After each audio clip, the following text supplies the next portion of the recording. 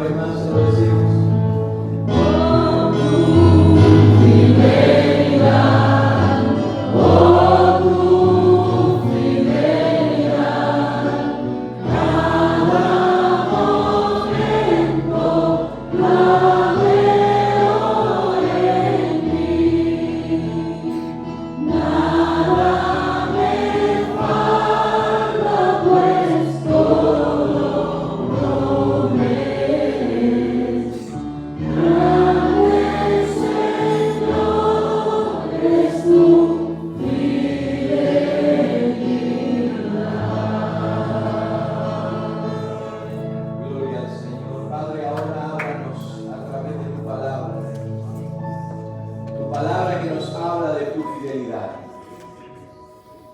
Dice a los niños en la lección que van a recibir, a quienes le van a impartir la clase, y que todos seamos edificados por medio de tu palabra, en el nombre de Jesús.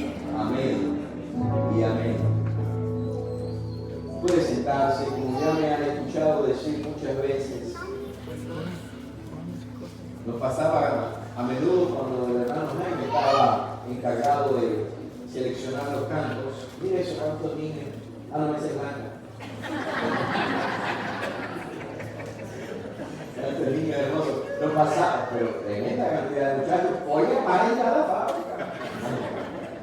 No, gloria al Señor por los niños. Amén. Nos pasaba a menudo con el hermano Jaime también, cuando le tocaba seleccionar los cantos. Él sabe que muchas veces sin ponernos de acuerdo, algún canto conectaba con lo que iba a compartir, y con Mariana ya es casi una costumbre también que nos sucede. Quiero invitarle a que abran la Biblia en Mateo capítulo 11. Tienen que ver un tanto con las dos últimas canciones que estábamos cantando. Levanto mis manos cuando no tengo fuerzas.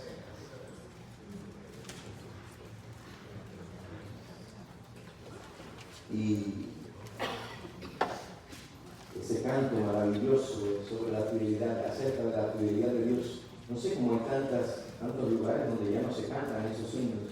Es una pérdida, no saben qué están haciendo. Pero bueno, eso estamos gozosos. Porque a veces cuando las manos se nos cansan en la vida, las manos que adoran, las manos que dan, como decía Mariana,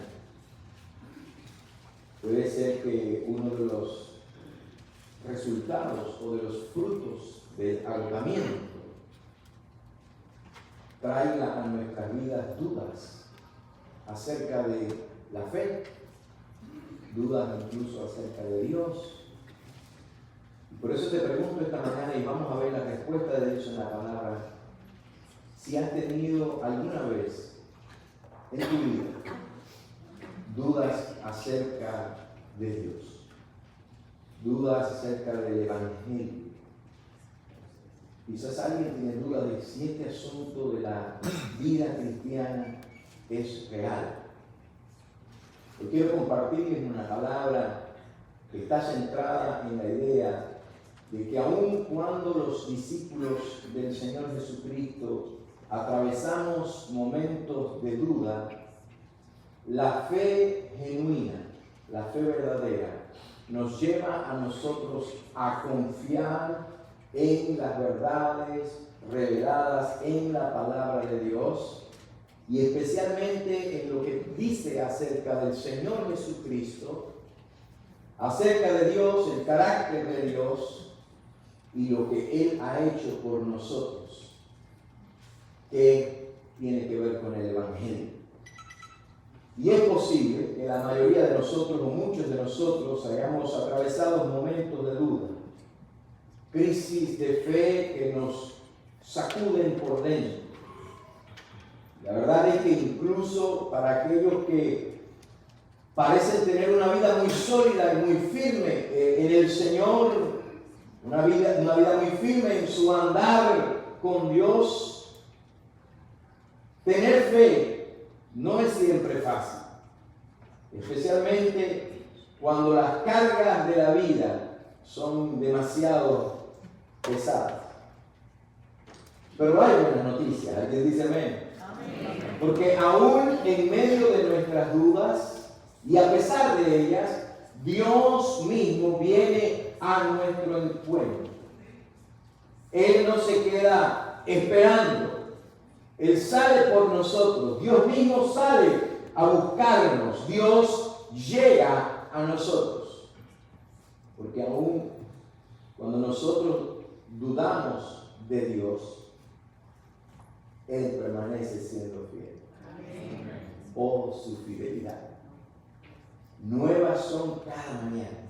¿Usted se imagina cuántos de nosotros no nos damos cuenta y vivimos nuestras vidas sin prestar la atención de que Dios es fiel y que en su fidelidad, sus misericordias son nuevas cada mañana? Le voy a dar una idea para orar.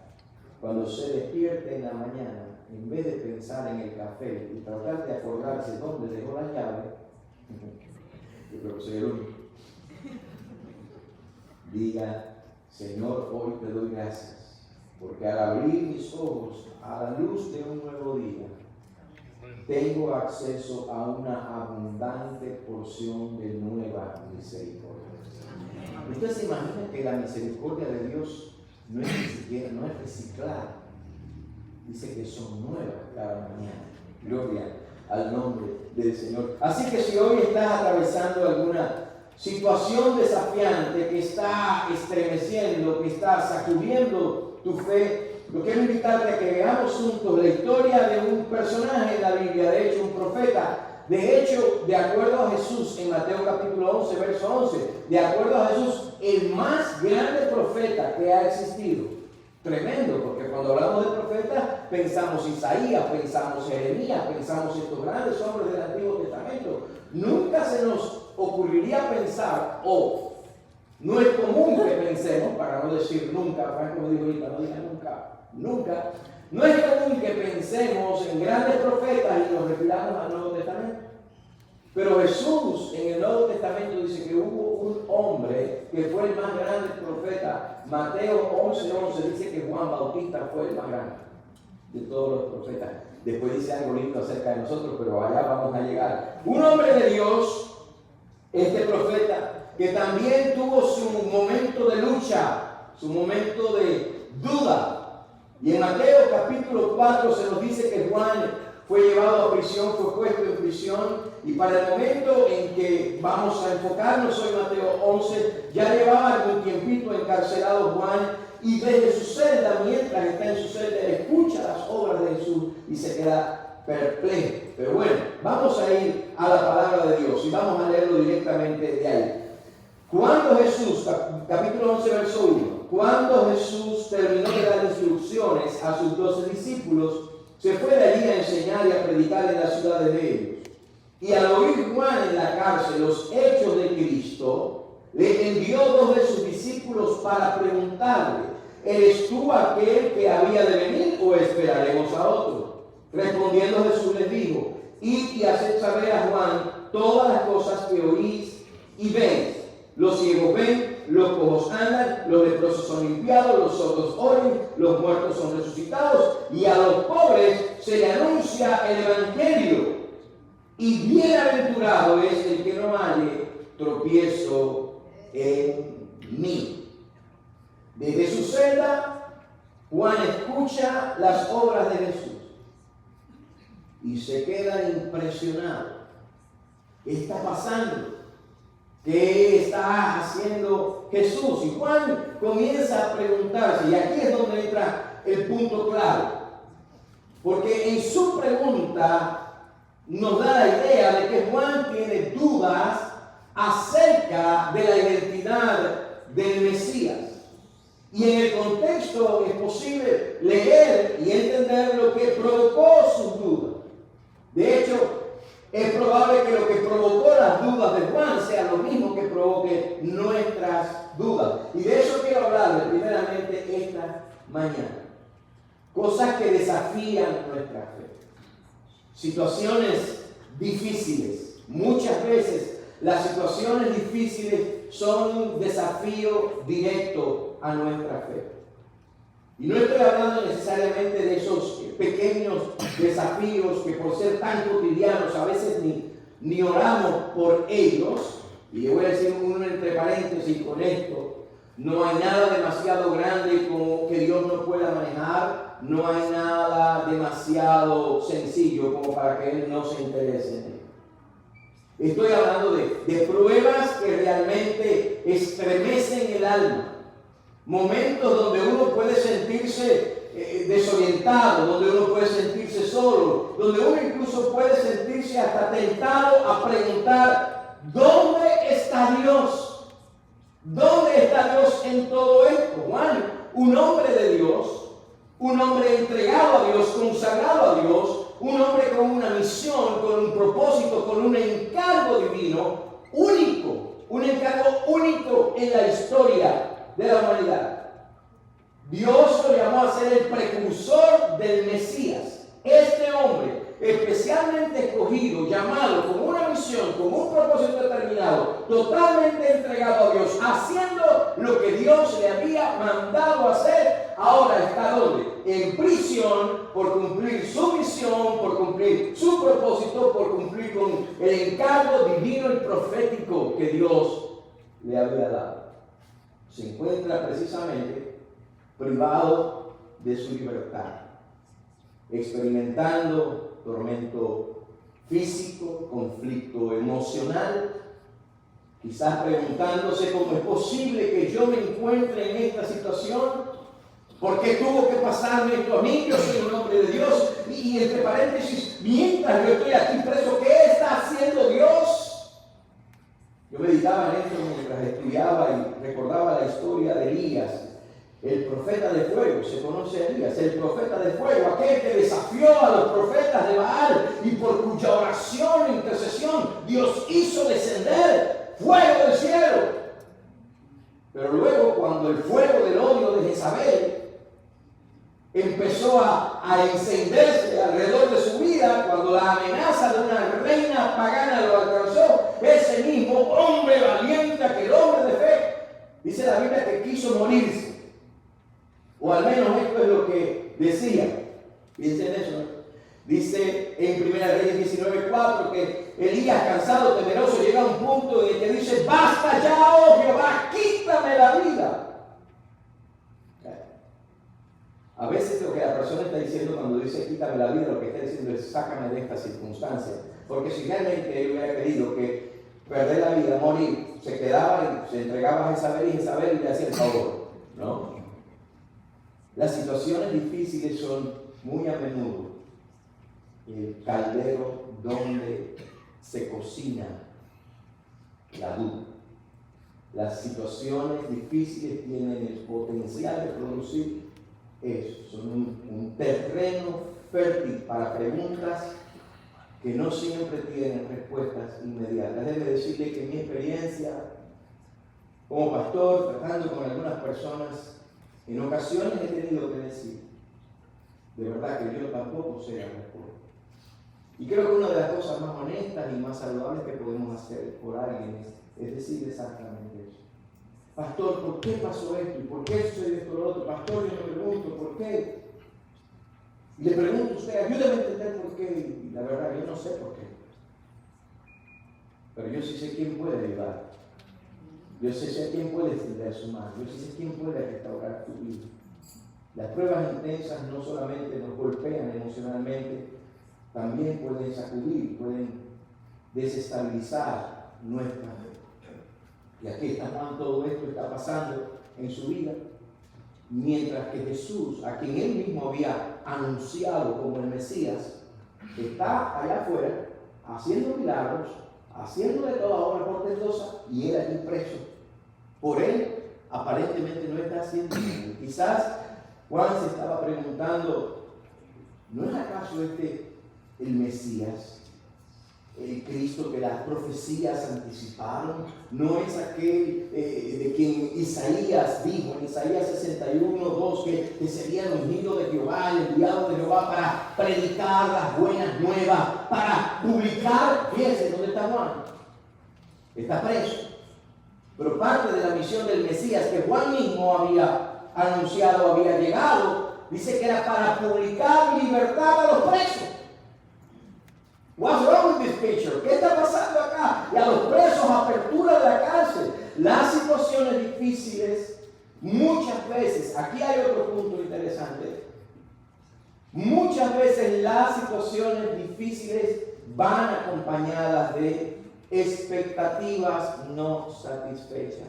Dudamos, nuestra fe mengua, dudamos de nuestra fe, de Dios, el Evangelio, la Biblia. ¿Qué está pasando acá? A un nivel más amplio se comenzaba a percibir ya que el Mesías, aquí la perspectiva es esta, desde su cárcel, el Mesías no está cumpliendo con las expectativas tradicionales que el pueblo judío esperaba, que habían sido anunciadas. Ni siquiera parecía estar cumpliendo con las profecías que Juan había proclamado, que el Mesías vendría a cumplir, a poner juicio, a poner orden, a arreglar todas las cosas, a darle libertad a los cautivos. Aquí estoy yo. Ok, si tú eres el Mesías, ¿qué hago yo aquí preso? ¿No fuiste tú quien viniste a enderezar los caminos torcidos, a derribar a los malos, a fortalecer a los justos, a liberarnos de la opresión? Y sin embargo, los malos todavía gobiernan, los corruptos todavía están persiguiendo y encarcelando a los justos, los poderosos están metiendo en celdas a los profetas, el imperio romano todavía está presente, todavía el sistema romano está reinando con mano dura y estamos siendo afectados por esto, por la corrupción moral, todo lo que hay acá. O sea, Mesías, tú viniste para quitar todas esas cosas. La pregunta es, ¿no nos sentimos así muchas veces nosotros? Es posible que Juan tuviera esas batallas en su mente. Es posible que estuviera haciéndose esas preguntas y no que la profecía decía que él iba a terminar con todo eso. Quizás es la pregunta que alguno de ustedes ha hecho. Y no que oramos y dijimos que declaramos sanidad y declaramos que el poder de Dios y la fe en Jesús y ¿qué pasó? Y encima de eso, oigo que la gente da testimonio, oigo que la gente dice acerca del Mesías, oigo que el Mesías se está reuniendo con pecadores, oigo que los discípulos de Jesús no ayunan, los míos sí ayunaban. Y de lo que está hablando es una necesidad. Para Juan, y quizás para algunos de nosotros hoy, eso no tenía sentido. Esto no conjuga. El Mesías no está cumpliendo las expectativas que el pueblo tenía, y si no tanto las del pueblo, las mías, dice Juan, ¿no? Entonces, la gran pregunta es: ¿este el Mesías? ¿O tenemos que esperar por otro? Evidente que la duda también tenía que ver, nos pasa a nosotros también, tenía que ver con un entendimiento bien limitado. No tenía una perspectiva completa de todo de lo que estaba pasando, de lo que estaba tomando lugar. Es evidente que la duda de Juan también tenía que ver con ese entendimiento limitado. Juan no estaba comprendiendo la totalidad de lo que Dios estaba haciendo. Y muchas veces nosotros estamos exactamente en el mismo lugar, en la misma posición de Juan. En medio de circunstancias difíciles, en medio de situaciones desafiantes, cuando la carga es pesada, cuando nuestra fe se tambalea, cuando la duda nos embarga, especialmente cuando hemos estado caminando fielmente en el Señor, cuando hemos estado sirviendo al Señor, cuando hemos estado adorando al Señor y de repente la tragedia nos golpea. O quizás no ni siquiera una vez, una detrás de la otra. Varias situaciones trágicas se acumulan y vienen como confabuladas sobre nuestras vidas. Y nosotros entonces nos preguntamos: ¿y dónde está Dios? ¿Por qué está pasando todo eso? No lo entiendo. Dios, estoy tratando de servirte y ahora esto que incluso me impide servirte. Dios, yo sé que tú eres bueno, yo he cantado que tú eres bueno, yo he predicado que tú eres bueno, yo sé que tú eres misericordioso, yo sé que tus misericordias son nuevas hundido en una situación que lo que veo a mi alrededor mío no es nada de misericordia. Esto no tiene nada de bueno, esto es todo lo contrario. La verdad es que muchas veces nuestro entendimiento es limitado. Nuestra percepción de lo que Dios está haciendo es parcial. Nosotros no vemos el panorama completo. Parte del problema es que el camino por el que Dios nos conduce a nosotros. ¿Cuántos de ustedes usan el GPS o GPS en su automóvil o en su teléfono para manejar? A ver, con razón algunos de ustedes llegan tan tarde a los lugares. O Google Earth. ¿Sabe cuál es Google Earth? Que es esa vista espacial de la Tierra y te lleva. El problema es que Dios, los caminos por los que nos conduce Dios, los caminos por los que Dios nos conduce, no nos dan un GPS. Yo no sé si ustedes como yo pongo la dirección en el GPS y lo primero que hago es zoom para ver del punto. A mí me gusta ver la rayita completa, desde donde salgo hasta donde termino. Y a veces, antes de salir, voy mirando, voy a pasar por aquí, voy a pasar por aquí, voy a pasar por aquí. El problema es que los caminos por los que nos conduce Dios, que no son en, o sumados, no sé cómo se dice, no podemos nosotros hacer, pero Dios, ahora voy a empezar el camino, déjame ver. Sí, ya, bueno, aquí va a haber lomas, montaña. Aquí no, ok, entonces ya, gracias Dios, ese es el gran problema, nosotros no podemos ver la perspectiva completa. Nosotros no podemos ver las cosas desde una perspectiva exterior que nos permite a nosotros contemplar paso por paso lo que Dios va a hacer. Y Juan tampoco sabía exactamente qué estaba pasando con todo este asunto del Mesías. Él conocía algo. No entendía que la libertad y la redención que Dios estaba preparando no era simplemente la libertad de sacarlo a él de una celda, de una cárcel. No era la libertad de la opresión del imperio romano, que la libertad que Dios estaba preparando, que Dios iba a traer a través del Mesías. Lo que Dios estaba gestando no tenía que ver necesariamente con los reinos de este mundo, tenía que ver con la obra de redención del Señor Jesucristo, que venía para morir en una cruz y de esa manera hacer libre al hombre de la opresión de Satanás, del infierno y de la muerte misma. Ese era el panorama. Juan estaba centrado en su pequeño momento.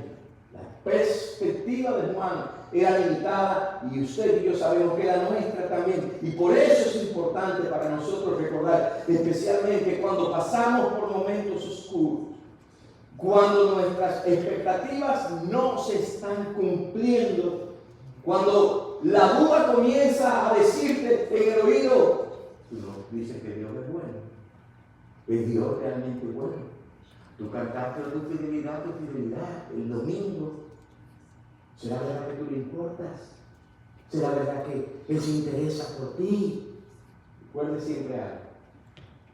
Nuestra perspectiva es limitada. La percepción de Juan se nubló. Cuando Juan tuvo más visión, ¿ha pensado esto alguna vez? Juan tuvo una visión más clara de Jesús cuando estaba en el vientre de su mamá que cuando estaba en la celda.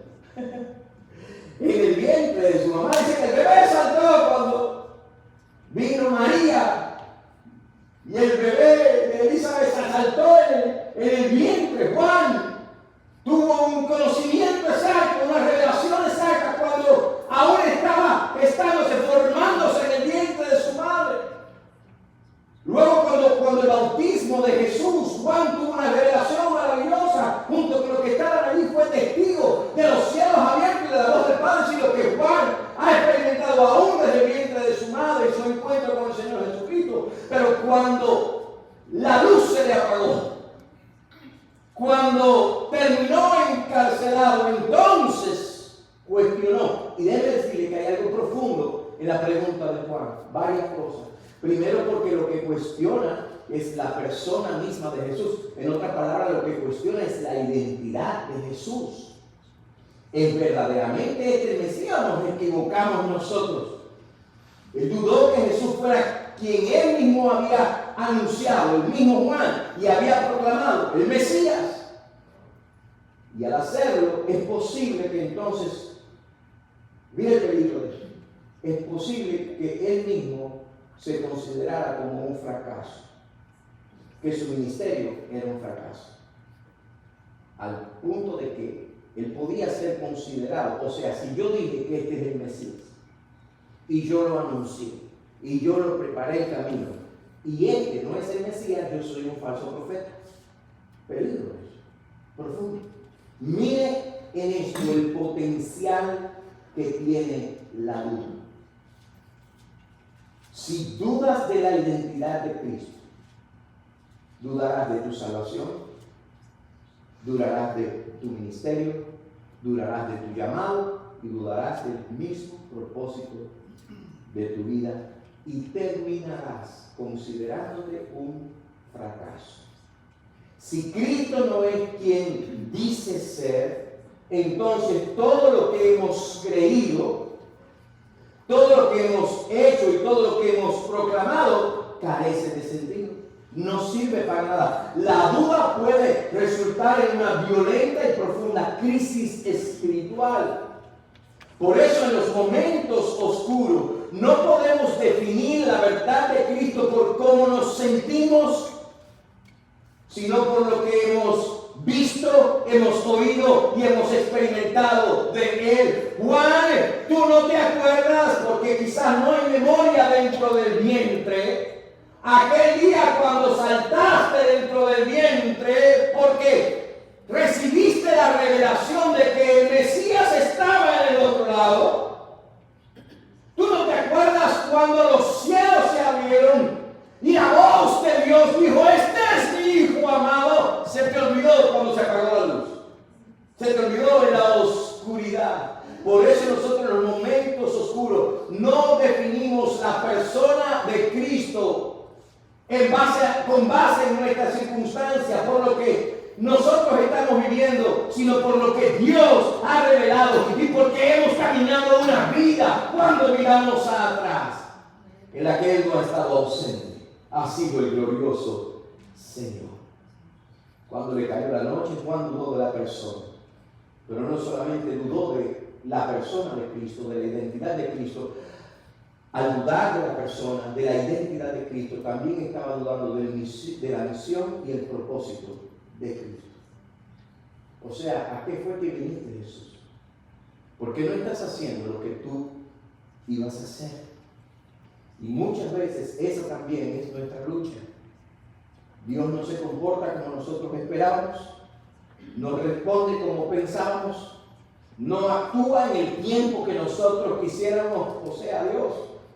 Y entonces dudamos no solamente de quién es Él, sino de qué está haciendo. Y nos preguntamos, ¿y dónde está la justicia? ¿Y por qué nos riegas esto? ¿No se supone que todo estaba obrando para bien? Cuando no entendemos lo que Dios está haciendo, es bien tentador pensar que Dios no está haciendo nada. Pero la cruz, alguien dice gloria a Dios por la cruz. La cruz nos recuerda que incluso que cuando parece que Dios está ausente, en realidad Él está llevando a cabo su más glorioso plan. Alabado sea su nombre. Es claro por la lectura del Evangelio que Juan tenía sus dudas, pero les propongo otra idea. Consideremos que el cuestionamiento de Juan no fue por duda. Digamos que no era duda. Vamos a olvidar por unos segundos todo lo que dijo. Que Juan lo que estaba era pensando estratégicamente. Que quizás Juan lo que pensó es, bueno, estoy seguro de que Él es el Mesías. Lo sé desde el vientre de mi madre. Lo recuerdo cuando el mismo cielo anunció al Hijo amado.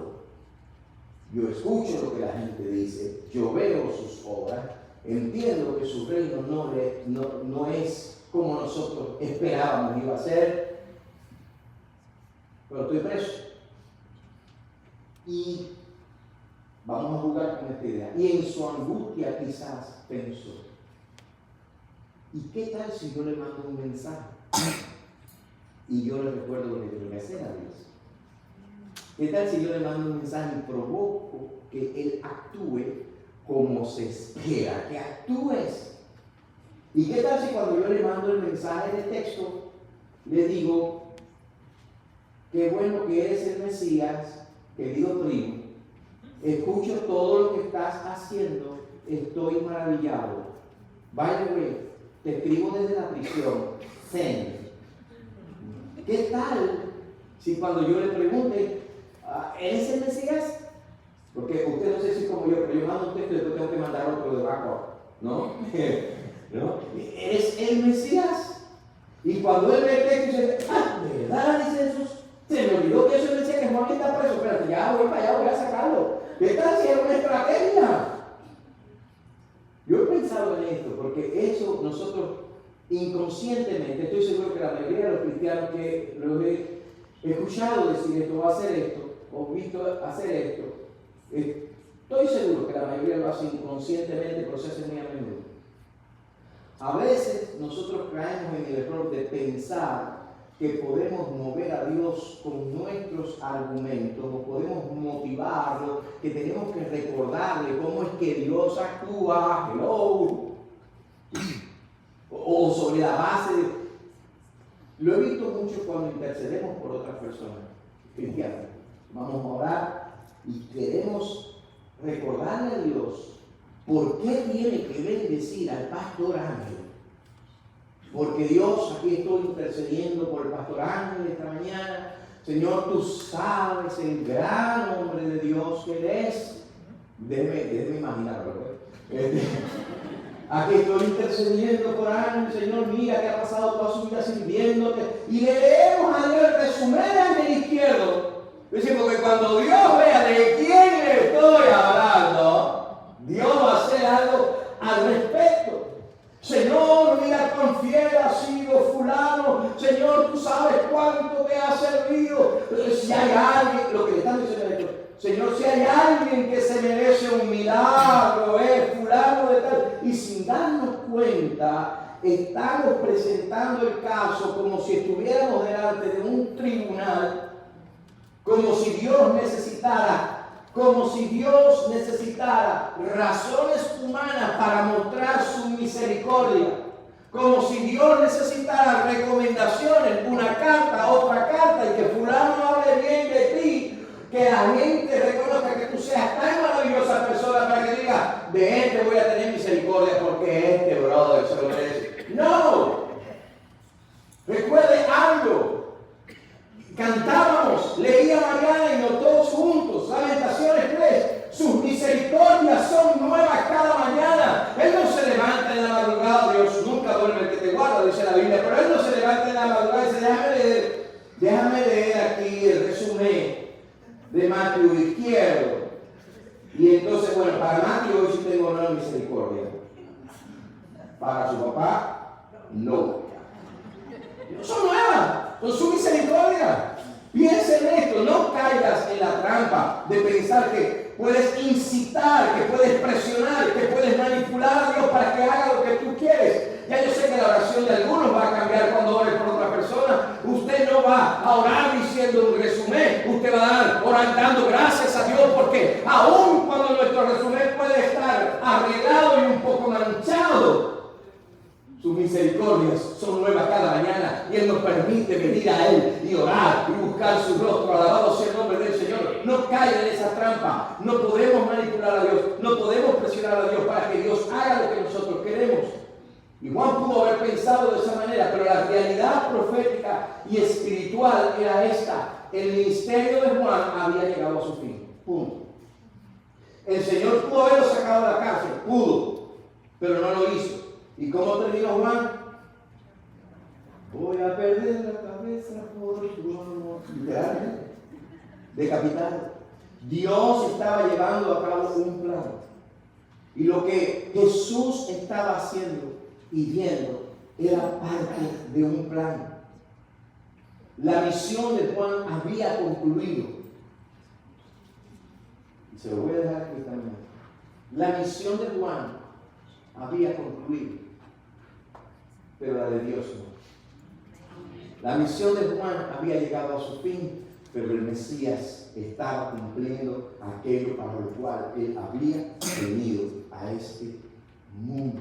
Y eso también nos enseña a nosotros algo clave. No hay nada que podamos hacer para obligar a Dios a actuar según nuestros términos, ni siquiera nuestra fidelidad, ni siquiera nuestra justicia, mucho menos nuestras quejas. Ninguna de esas cosas tienen el poder. Pero usted y yo podemos escoger confiar en que aun cuando nosotros no vemos el camino completo en la perspectiva panorámica del GPS, nosotros sabemos que Él está obrando y que su plan se está moviendo. Exploramos hoy las razones muchas veces para la duda, situaciones difíciles, expectativas no satisfechas y un entendimiento parcial, un entendimiento limitado. Pero aún, voy a concluir con esto, le pregunto, ¿cuántos de ustedes son pilotos de avión? ¿Alguien pilotea un avión? ¿Ha piloteado un avión? ¿Cuántos de ustedes han viajado en avión? Yo voy a levantar la mano, pero vine en balsa.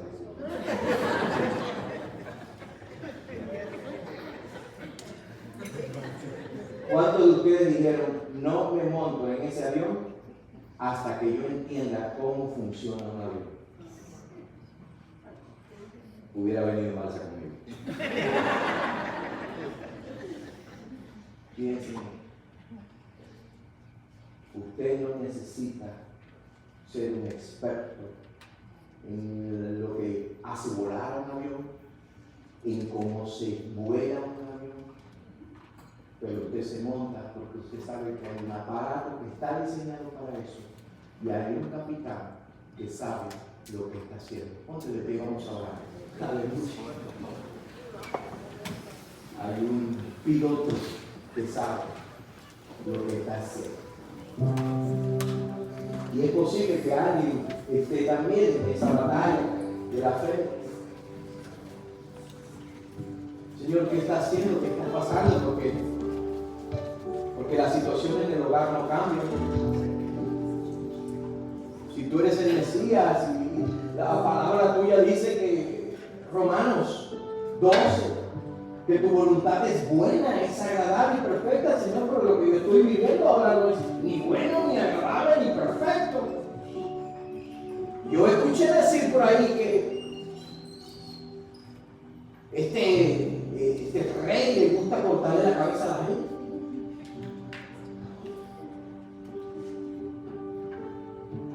Señor,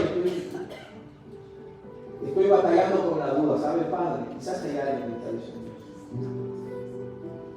Estoy luchando con esta idea de la fe.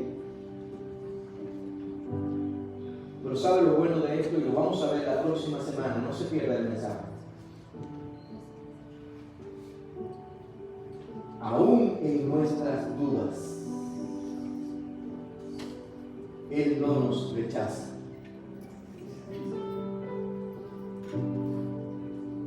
Aún así Él dice, ven a mí. Y es posible que las circunstancias no cambien inmediatamente. De hecho, las de Juan se pusieron peor. Porque si le preguntaban a Juan que quieres estar 30 años preso o que te corten mañana la cabeza, ¿qué iba a escoger?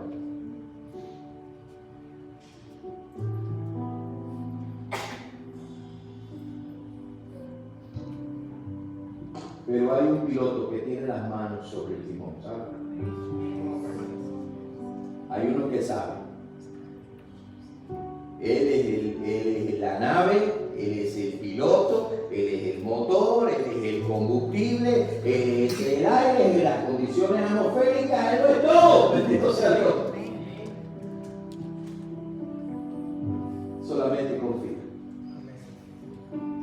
Solamente cree. Padre, gracias esta mañana,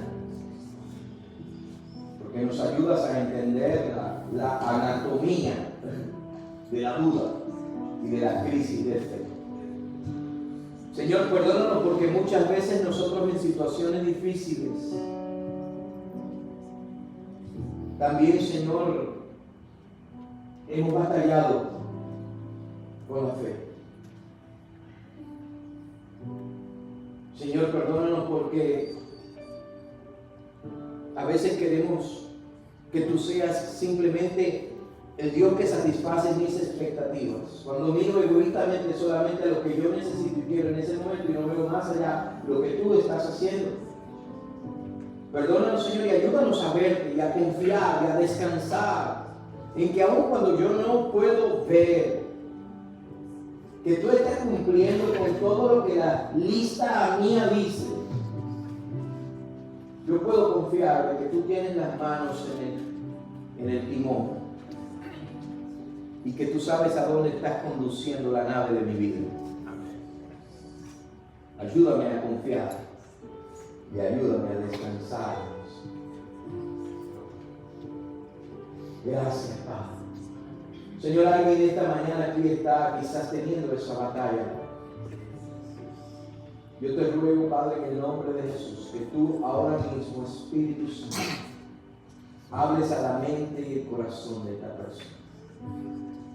Muéstrate a esta persona. Fortalécele en su fe. Si alguien ha estado batallando con su fe, impártele fuerzas, Padre. Y aunque no nos permitas ver, no nos muestres la perspectiva ampliada del camino, ayúdanos a confiar en que el próximo paso,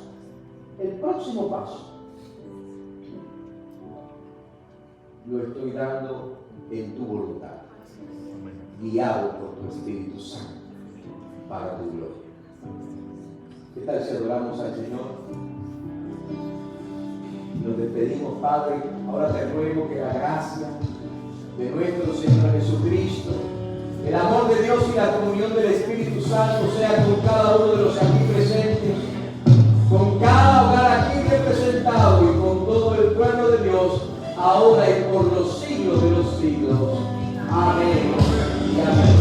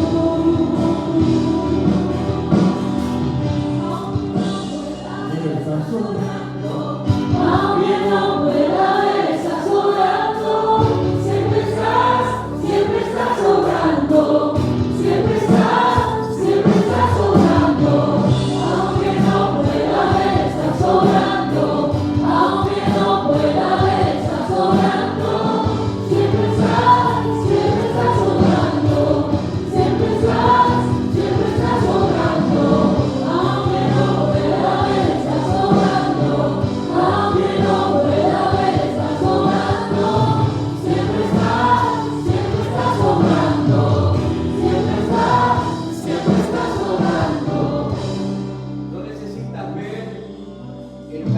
principio a fin. Pero puedes escoger creer que aunque no puedas ver, estás obrando. Te voy a decir todo esto que Dios está haciendo esta mañana acá. Y todo lo que Dios está hablando acá. Es algo que necesitamos diariamente recordar. No trates de esforzarte por convencer a Dios o manipular a Dios, porque no vas a poder, para que hagas lo que tú quieres. Esta semana alguien me decía: